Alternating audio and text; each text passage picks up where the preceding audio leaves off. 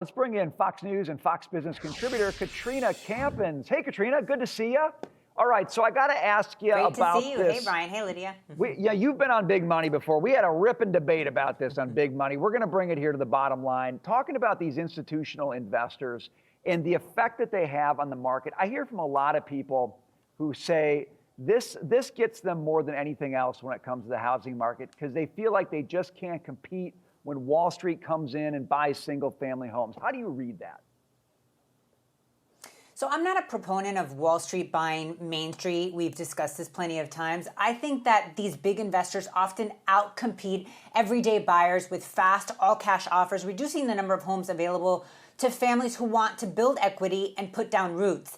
The higher purchase prices also become the new comps in the neighborhood, which a lot of people don't speak about. It pushes up the assessed values and in turn raises property values for longtime homeowners who maybe never intended to sell.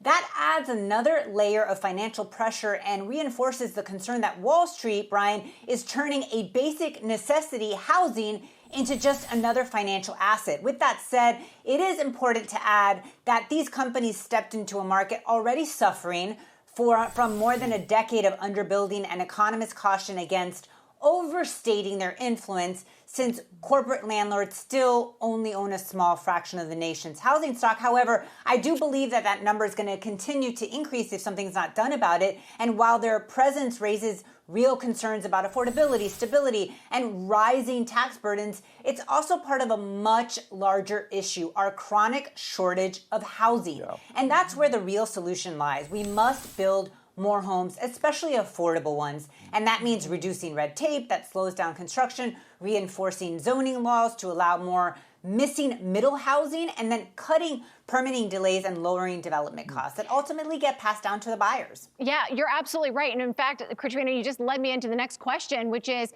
talking about affordability, because we've got a new bank rate study that puts some context on this for us. We've got roughly 3 out of 4 Americans are saying, 3 out of 4 homes in America are unaffordable for most families. So you got to think about all the homes that are on the market. Most people are approaching that in the home buying experience and saying, this is just out of the question for us. What are your thoughts about that? I mean, if home ownership is out of reach for more and more people, and we know it's going to take a long time to build our supply back up, what does this mean for the short term? What does kind of just living in America look like?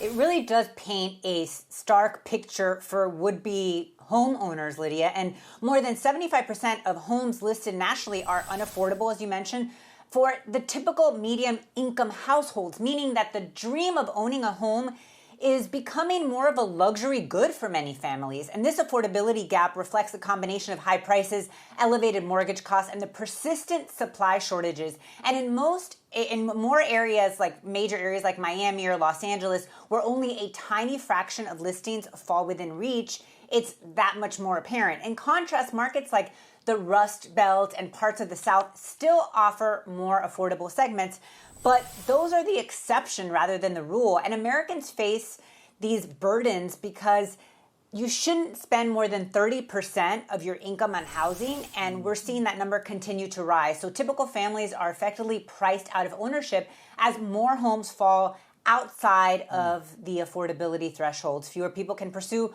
home ownership, which is really sad because that's how a lot of people have built generational wealth for many years, and it remains, to be seen what's going to happen. Hopefully the Trump administration has all of these ideas that they're putting forward, which I'm a huge proponent for, the assumable mortgages and the portable mortgages, and I think that will help as well. All right, next one for you, Katrina. The U.S. Department of Housing and Urban Development is citing the surge in illegal migrants during the Biden years for soaring housing costs. Secretary Scott Turner telling Fox News Digital, the unchecked illegal immigration and open borders policies allowed by the Biden administration continue to put significant strain on housing, pricing out American families, and particularly a lower-end housing issue. Katrina, your thoughts on that? So I'm a supporter of Secretary Turner, and I agree with him that increased demand, including from recent immigration, can intensify pressure on the already strained housing market. With that said, I believe that the deep structural failures driving the crisis need to be addressed, which is the underbuilding, the restrictive zoning, the slow permitting, and the chronic underinvestment in affordable housing.